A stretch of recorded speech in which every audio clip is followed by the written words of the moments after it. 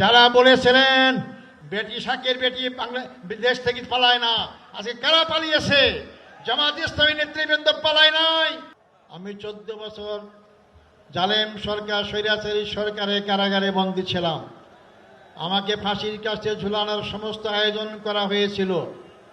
আল্লাহর অশেষ রহমত, একটা কথা আছে, রাখে আল্লাহ মারে কে। আল্লাহ আমাকে বাঁচিয়ে রেখেছেন। জুলাই আগস্টের বিপ্লবী সেই ভাইদের রক্তত্যাগ, কোরবানির বিনিময় দেশ, নতুন স্বাধীন বাংলাদেশ। আমিও নতুনভাবে স্বাধীনতা অর্জন করেছি। বাংলাদেশের কারাগার থেকে মুক্ত আকাশে আপনাদের সামনে মিলিত হয়েছি। আমি ফাঁসির মঞ্চ থেকে আজকে লক্ষ জনতার মঞ্চে হাজির হতে পেরেছি, আলহামদুলিল্লাহ। সংগ্রামী ভাই ও বন্ধুগণ, আমার অতীত যারা নেতৃবৃন্দ ছিলেন তাদেরকে হত্যা করা হয়েছে। আমার রায়ে সুপ্রিম কোর্টের 7 জন বিচারপতি একমত হয়ে এটাকে একটা সাজানো নাটক আখ্যায়িত করেছেন। আমাকে জুডিশিয়াল কিলিংয়ের মাধ্যমে আমাদের ভাইদের হত্যা করা হয়েছে, আমাকে হত্যার আয়োজন করা হয়েছিল। আমি আজকের এই বিশাল জনসমুদ্রের মধ্য দিয়ে সরকারের কাছে জোর দাবি জানাতে চাই, আমাদের যে 10 জন ভাইকে কারাগারে শহীদ করা হয়েছে, 5 জন সরাসরি ফাঁসির মঞ্চে ঝুলিয়ে, 5 জনকে বিনা চিকিৎসায় কারাগারে হত্যা করা হয়েছে। এই হত্যাকাণ্ডের সঙ্গে যারা যেখানে যেভাবে যতটুকু জড়িত তাদেরকে আইনের আওতায় নিয়ে আসতে হবে এবং তাদের শাস্তির বিধান করতে হবে। সেই সমস্ত পরিবারের সদস্যদেরকে ক্ষতিপূরণ দিতে হবে। আমি সেই দাবি আপনাদের সামনে আবার এই সরকারের কাছে জোর দাবি করছি। সংগ্রামী ভাই বন্ধুগণ, তাদের কি অপরাধ ছিল? তারা বাংলাদেশ ইসলামী হুকুমত কায়েম করে আন্দোলন করছিলেন। তারা বাংলাদেশে আধিপত্য শক্তির হাত থেকে বাংলাদেশকে রক্ষার আন্দোলন করেছিলেন। শোষণ, জুলুম, নির্যাতনের হাত থেকে বাংলাদেশের 18 কোটি মানুষকে মুক্তির আন্দোলন করেছিলেন। এটাই ছিল তাদের অপরাধ। তাদেরকে ফাঁসি দেওয়া হয়েছে।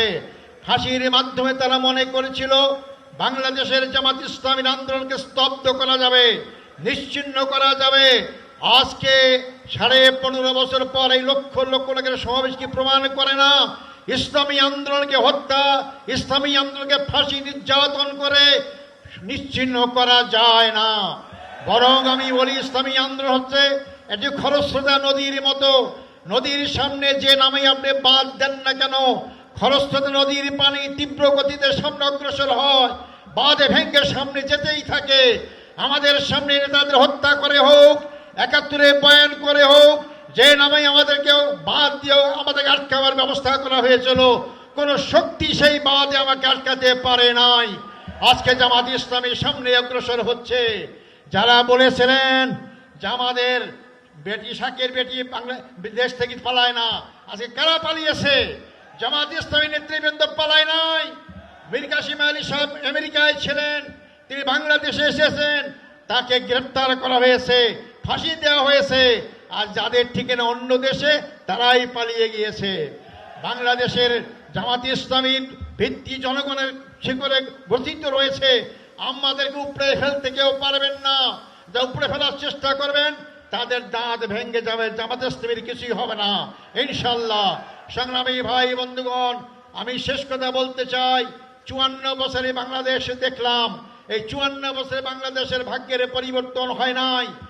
জনগণের নেতার পরিবর্তন হয়েছে, তাদের অনেক বাড়ি গাড়ি হয়েছে, জনতার পরিবর্তন হয় নাই। জামাত ইসলামী তার প্রতিষ্ঠা লগ্ন থেকেই বিশ্বাস করে মানুষের তৈরি আইন দিয়ে মানুষের ভাগ্যের পরিবর্তন হয় না। যে ভাগ্যের মালিক আল্লাহ, সে আল্লাহই যে আইন দিয়েছেন এই মানুষের ভাগ্যের পরিবর্তন করতে পারে। আগামী দিনে আমাদেরকে জনগণের ভাগ্যের পরিবর্তন করতে হলে, 18 কোটি মানুষের ভাগ্যের পরিবর্তন করতে হলে, 18 কোটি মানুষের সৃষ্টিকতা মহান রব্বুল আলামিনের আইন দ্বারাই এই ভাগ্যের পরিবর্তন সম্ভব। তা আগামী দিনে আমাদের স্লোগান হবে, আল্লাহর আইন চাই, সৎ লোকের শাসন চাই। আল্লাহর আইন কামের পাশাপাশি জামাত ইসলামী সৎ লোক তৈরি করার চেষ্টা করছে। 2 মন্ত্রী প্রমাণ করেছে তাদের বিগত 5 বছরের শাসনে একটি পয়সা দুর্নীতির প্রমাণ কেউ পেশ করতে পারে নাই। এই জাতীয় লোকরাই যদি আগামী দিনে নির্বাচনে জয়লাভ করে ক্ষমতায় যায় আর সংসদে আল্লাহর আইন পাশ করে, তাহলে অবশ্যই বাংলাদেশে 18 কোটি মানুষের ভাগ্যের পরিবর্তন হবে। সংগ্রামী ভাই বন্ধুগণ, শেষ কথা হচ্ছে, বাংলাদেশ জামাত ইসলামী প্রচলিত অর্থে কোনো রাজনৈতিক দল নয়।